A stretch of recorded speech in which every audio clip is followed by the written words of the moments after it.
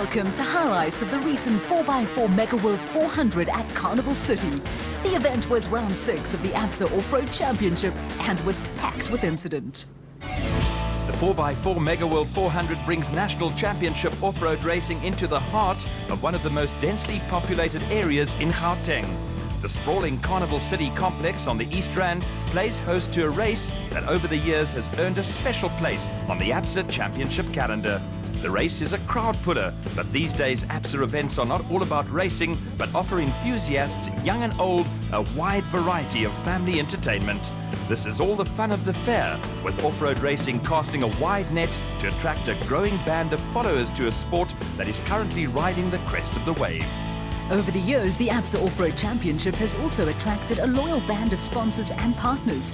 The 4x4 Mega World Group is part of this family, with Chief Executive Officer Dion Venter passionate about the sport and the future of off-road racing. It's quite exciting. It's our own race. We've got some juniors in here. We've got a Heinz son in the Class E. We've got Mike that bought our old Class E, still running under Mega World colours. So 5 cars out here, 3 Class E's, and you know that's where my heart lies. My heart lies in Class E because I think that's where this whole sport starts, at Class E. So that's where Mega World put their money, in Class E, and help the youngsters forward. There is action from the word go at ABSA off-road events, with the Donaldson Prologue to determine race start positions, a race within a race. A good grid position is high on the list of importance, and competitors are split into speed groups based on a seeding system. To further level the playing field, crews are allowed to choose their start position, and the starting order for the speed groups is on a rotation basis. The Donaldson Prologue was run over a twisty 48-kilometer route within the confines of the R23, the R550 and the R554 that runs past the Carnival City complex. The weekend started off on a high note for former South African champions Chris Visser and Jaapie Badenhorst in the diesel-powered Ford Racing Ranger. After a lean spell, the Ford crew led home the production vehicle brigade and were 38 seconds clear of championship leaders Duncan Voss and Rob Howie in the Team Castrol Toyota Hilux. Voss and Howie were looking for a 4th win that would seal the championship, but had to play second fiddle to Visser and Badenhorst.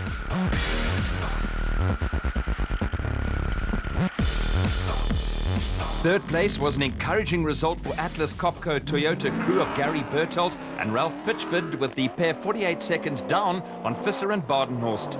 Next up were veteran former South African champions Hannes Grobler and Henny Testege, and with retirement looming at the end of the season, this was a final fling on the 4x4 Mega World 400 for the RFS BMW pair. Grobler and Testege were just 4 seconds ahead of Mike Whitehouse and Matthew Carlson in the Regent Racing Nissan Navara, who had 9 seconds in hand over Anthony Taylor and Chris Birkin in the second Team Castrol Toyota Hilux.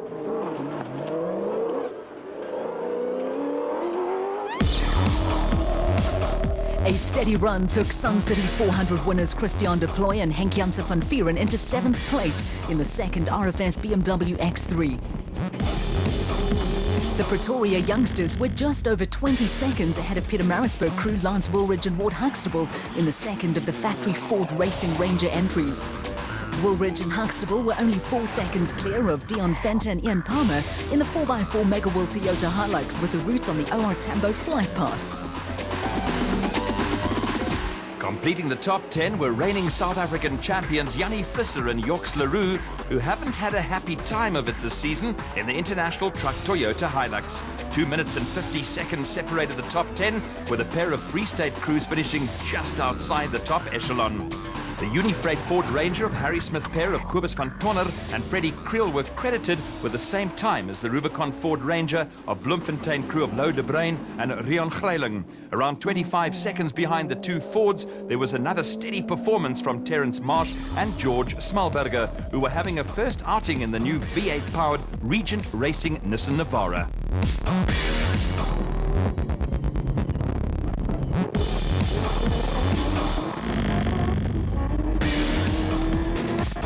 First place in Class D went to Louis Weichelt and Marek Besadenhout with the N1 4x4 Toyota Land Cruiser 15th overall.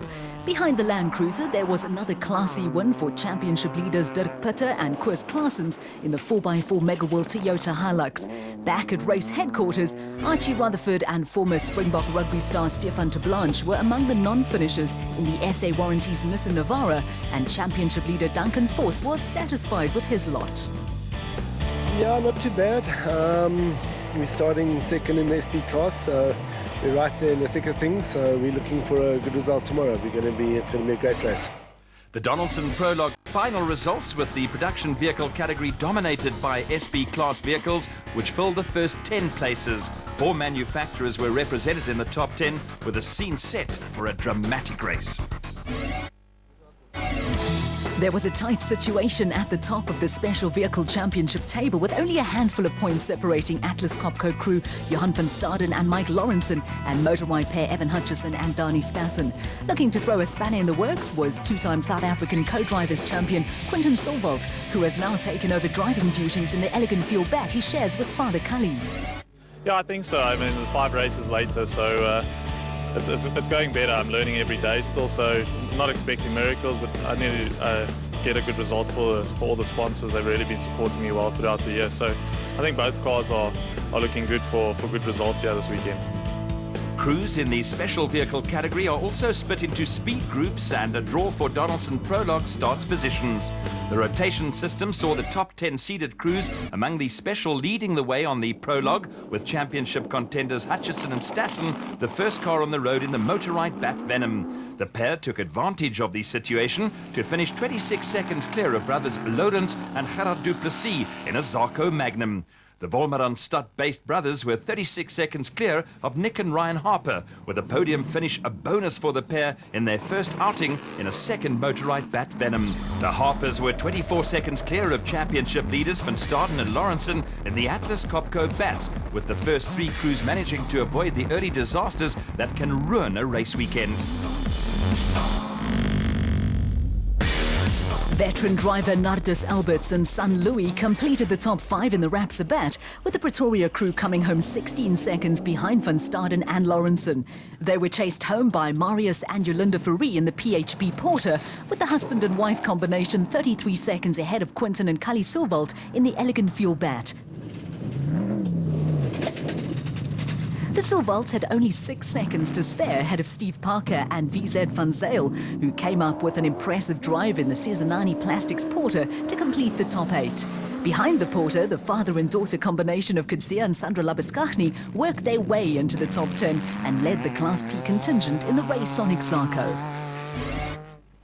Major casualties on the Donaldson Prologue were SA champions Herman and Wichard Silvalt, who broke a wheel 2 kilometers from the finish and had to limp home around 15 minutes behind the leaders.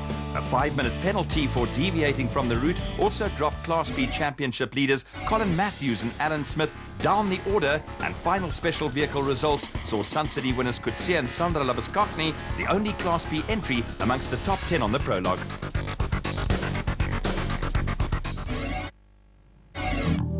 A typical Highveld sunrise heralded in what was going to turn into a warm and sunny day, with a fast route promising to produce interesting racing. For Donaldson Prologue winner Visser, all the signs were there for a good performance in the Ford Racing Ranger. Last year we were a little bit unlucky here, but yeah, I'm looking very forward to this event. And yesterday was really fast, but I enjoyed it. Yeah, I enjoyed it. It's like racing again.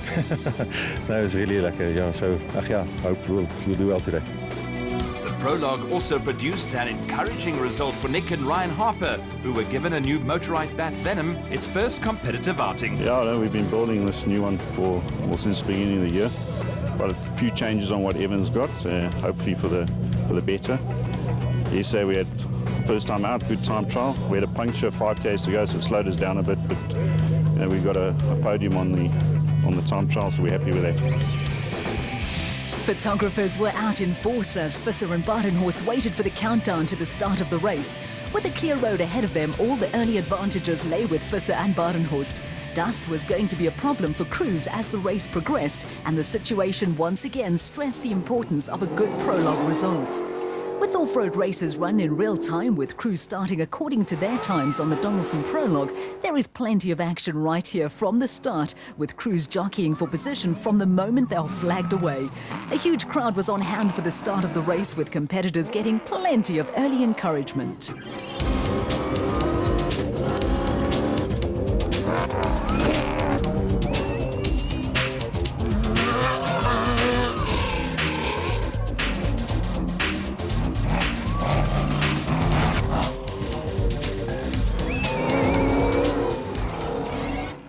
The 4x4 Mega World 400 was run over 2 loops of 173 kilometers, with the first 48 kilometers taking in the Donaldson Prologue route. After a hard winter, the course was going to be dry and dusty as it wound its way through mine dumps and agricultural land. Race leaders Visser and Badenhorst had built up an early head of steam, with the Ford Ranger throwing up a column of dust as the pair tried to take full advantage of a clear road ahead.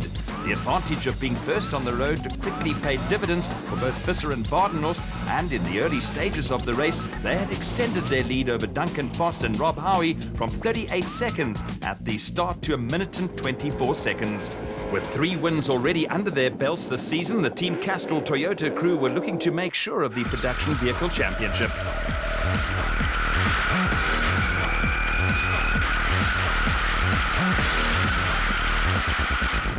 Behind the Force Howie Toyota, the Atlas Copco crew of Gary Bertholdt and Ralph Pitchford were chasing after special vehicle leaders Evan Hutchison and Donnie Stassen in the Motorite Bat Venom. At this stage, the two crews were around 20 kilometers into the race, with sections of the route opening up to allow for some flat-out racing. Hutchison and Stassen were gradually easing away from Bertholdt and Pitchford, who were now coming under pressure from Hannes Grobler and Henny Terstegen in the RFS BMW X3.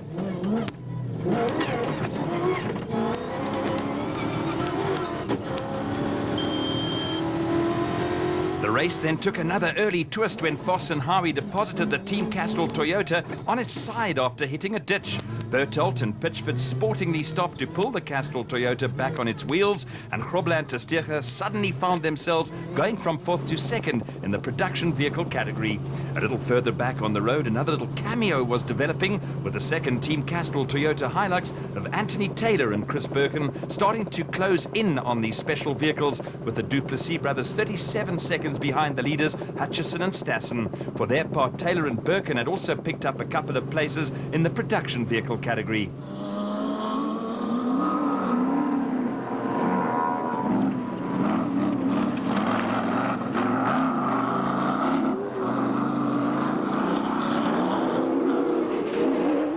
While this youngster was improvising to beat the dust, Taylor and Birkin were bearing down at a rapid rate of knots on the Regent Racing Nissan Navara in the hands of Mike Whitehouse and Matthew Carlson, who appeared to be a little at odds with the route schedule.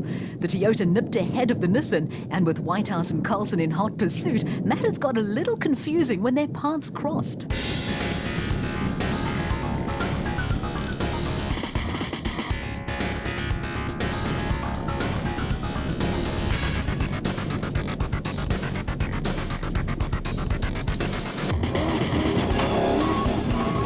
By this time, Christian de Plooy and Henk Janssen van Vieren had joined the fray in the second of the RFS BMW entries. The Sun City 400 winners were now 4th in the production vehicle pecking order, with Taylor and Birkin now just over 4.5 minutes behind the leaders in 3rd. Amid the dust and the confusion, the two production vehicles had been joined by the Motorite Bat Venom of Nick and Ryan Harper, who was still 3rd in the special vehicle running order. The Harpers had also moved ahead of Whitehouse and Carlson, who were now on the right track. In a short space of time, the Regent Racing pair had dropped 2 places in the production vehicle battle and were now coming under attack from Lance Woolrich and Ward Huxtable, who had started 53 seconds behind them in the second of the Ford Racing entries.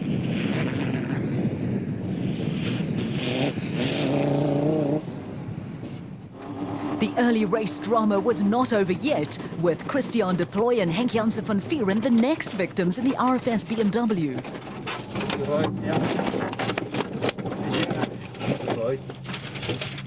After the euphoria of a maiden victory on the Sun City 400, it was back to earth for the young Pretoria crew, with their racing coming to a sudden and unexpected halt.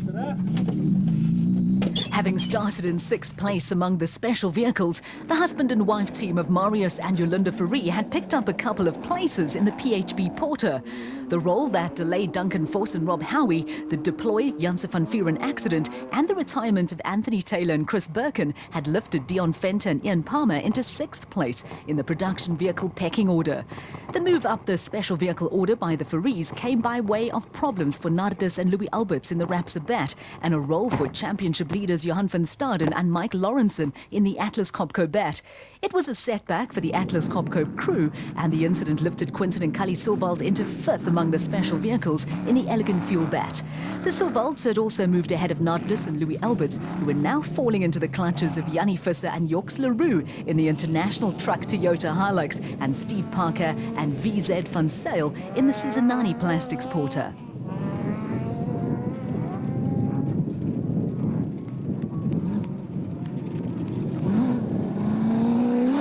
An uneventful morning for Louw de Bruin and Rion Greiling saw the Rubicon Ford Ranger move into the production vehicle top 10, with the Free Staters being chased by a Rubicon Racing teammates Peter Ruthven and Leander Pinot in the Rubicon Bat. Behind them, the chase was on for Class B championship leaders Colin Matthews and Alan Smith in the Century Racing CR3. The 5-minute penalty on the prologue was an early setback, but they quickly went past Johan van Staden and Mike Lawrenson, and then chased down by Mogray Mabili and Zelda Niemand and the Zidi brothers. Within 42 kilometers, Matthews and Smith had replaced Coetzee and Sander Labuskafny at the front of Class P. Next on the list for Matthews and Smith were Terence Marsh and George Schmalberger, with the Regent Racing crew politely moving out of the way as the Century Racing CR3 went steaming past and disappeared into the distance in a cloud of dust.